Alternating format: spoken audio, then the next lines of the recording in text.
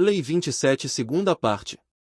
Etapa 2. Enfatize os elementos visuais e sensoriais, de preferência. Aos intelectuais. Depois que as pessoas começam a se congregar à sua volta, dois perigos. Surgem naturalmente, o tédio e o ceticismo. O tédio fará as pessoas se afastarem, o ceticismo lhes permitirá um distanciamento para analisar mais racionalmente o que você oferece, desfazendo a névoa que você engenhosamente criou e revelando o que você realmente pensa. Você precisa distrair os entediados, portanto, e afastar os céticos. A melhor maneira é fazer teatro, e outras coisas desse tipo. Cerque-se de luxo, atordoe seus seguidores com esplendor visual, encha os olhos deles com espetáculos. Você não só impedirá que eles vejam que suas ideias são absurdas, que o seu sistema de crença é falho, como chamará mais atenção e atrairá mais seguidores. Apele para todos os sentidos, use incenso para as narinas, música tranquilizadora para os ouvidos, tabelas e gráficos coloridos para os olhos.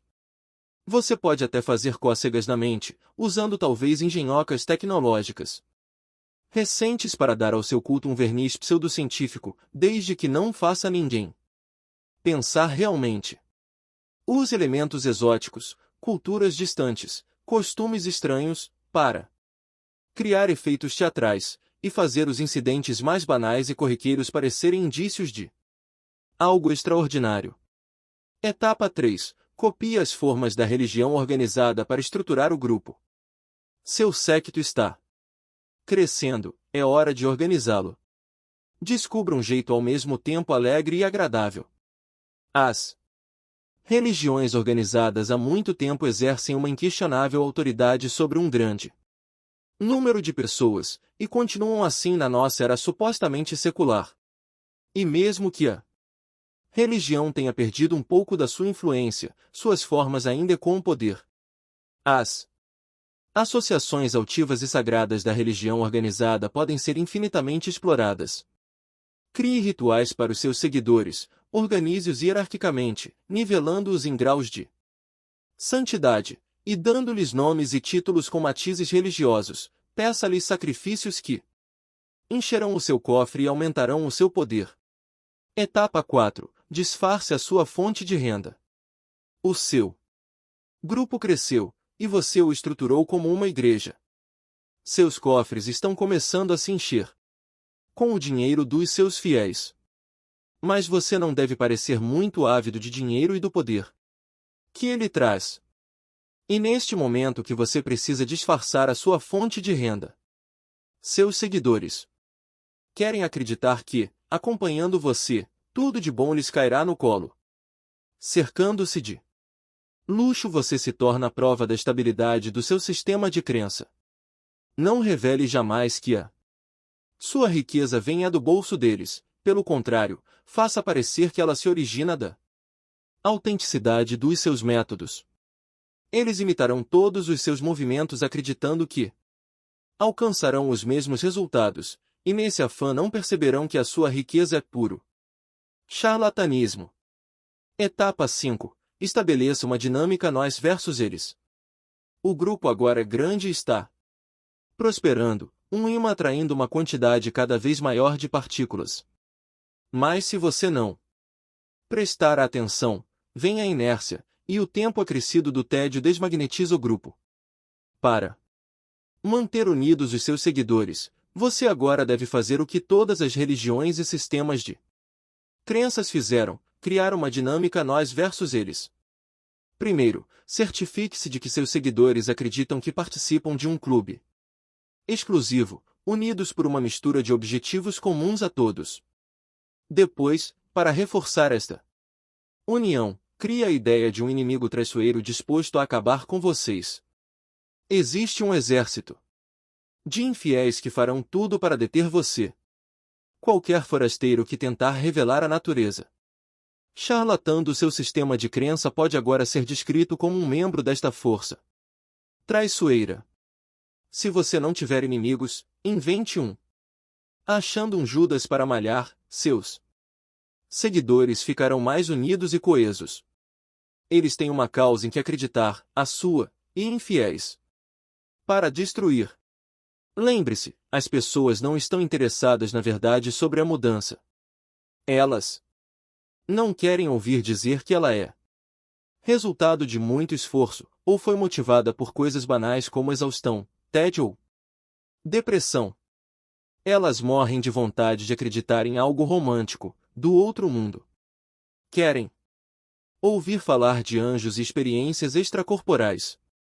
Agrade-as, fale da origem mística de alguma mudança pessoal, envolva-a em cores etéreas, e ao seu redor se formará um grupo cultuando, adapte-se às necessidades das pessoas. O Messias deve espelhar os desejos dos seus seguidores. Mire sempre bem alto. Quanto maior e mais ousada a sua ilusão, melhor. Num grupo, o desejo de união social, mais antigo do que a própria civilização, anseia para ser despertado. Este desejo pode ser subordinado a uma causa unificadora, mas por baixo existe uma sexualidade reprimida que o charlatão sabe muito bem como explorar e manipular. É isso que Mesmer nos ensina, nossa tendência a duvidar, o distanciamento que nos permite racionalizar, acaba quando nos reunimos em grupo. O calor e o efeito contagiante do grupo vence o ceticismo do indivíduo. Este é o poder que você conquista criando um culto. Além disso, brincando com a sexualidade reprimida das pessoas, você as leva a ver a exaltação dos seus sentimentos como sinal da sua força mística. Você adquire um poder imenso trabalhando com a insatisfação das pessoas no seu desejo de uma espécie de unidade promíscua e pagã. Lembre-se também de que os cultos mais eficazes misturam religião com ciência. Pegue a tendência ou modismo tecnológico mais recente, misture-os a uma causa nobre, uma fé mística, uma nova forma de curar. As interpretações que as pessoas vão dar para o seu culto híbrido crescerão vertiginosamente, e elas lhe atribuirão poderes que você nunca imaginou dizer que tem. O charlatão adquire o seu grande poder abrindo simplesmente uma possibilidade para os homens acreditarem naquilo em que já acreditam. Os crédulos não conseguem se manter distantes, eles se aglomeram em torno do milagreiro, entram na sua aura pessoal. Entregam-se à ilusão solenemente, como gado. Grete de Francesco. Os homens são tão simplórios, e tão dominados por suas necessidades imediatas, que um mentiroso sempre encontrará muitos prontos para serem enganados. Nicolau Maquiavel, de 1469 a 1527. O inverso. Uma das razões para a criação de um séquito é que, em geral, é mais fácil enganar um grupo do que um indivíduo, e você fica com muito mais poder. Isso, entretanto, é perigoso, se num determinado momento o grupo perceber o que você está fazendo, você não se verá diante de uma alma iludida, mas de uma multidão irada que o estraçalhará tão avidamente quanto o seguiu antes. Os charlatões enfrentavam constantemente este risco, e estavam sempre prontos para se mudar para outra cidade quando se tornava evidente que seus elixires não funcionavam. E suas ideias eram uma impostura.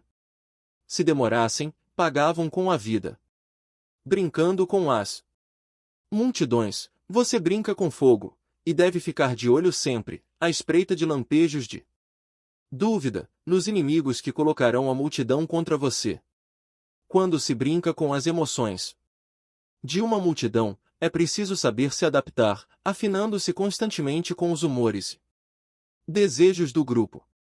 Os espiões, mantenha-se informado e no controle, e de malas prontas. Por isso, talvez você prefira lidar com as pessoas individualmente, isolando-as do seu ambiente normal. Você pode conseguir o mesmo efeito de quando as coloca num grupo, elas ficam mais suscetíveis a sugestões e intimidações. Escolha o otário certo e, se ele acabar percebendo o que você faz, pode ser mais fácil fugir dele do que de uma multidão.